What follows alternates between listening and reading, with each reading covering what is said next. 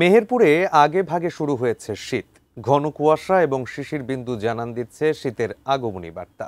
সকালে কুয়াশা, দুপুরে ভ্যাপসা গরম আর রাতের শেষে ঠান্ডা অনুভূত হচ্ছে।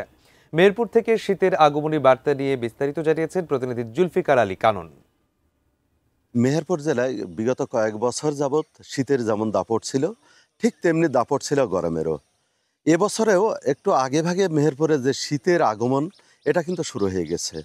সকালের ঘন কুয়াশা এবং দুবলা ঘাসে যে শিশির ভেজা শিশির বিন্দু, সেটা কিন্তু জানান দিচ্ছে মেহেরপুরের শীতের আগমনী বার্তা। আমরা দেখেছি আমাদের কৃষকরা সকালবেলায় সেই ভোরের কুয়াশাটাকে ভেদ করে তাদের মাঠে ঘাটে কাজ করতে শুরু করেছে এবং যে আমাদের যে ফসলগুলো, সেই ফসলে কিন্তু দুবলা ঘাস এবং ফসলে শিশির বিন্দুর কণা কিন্তু জানান দিচ্ছে শীতের আগমনী বার্তা।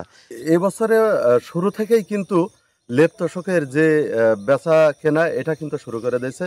আমাদের আবহাওয়া অফিস জানিয়েছে যে অল্প কিছুদিনের মধ্যে যে শীতের দাপটটা শুরু হবে, তবে এখন আগামী 20 তারিখ পর্যন্ত এই শীতটা আসবে না। তো এই ছিল মেহেরপুর থেকে শীতের সর্বশেষ তথ্য।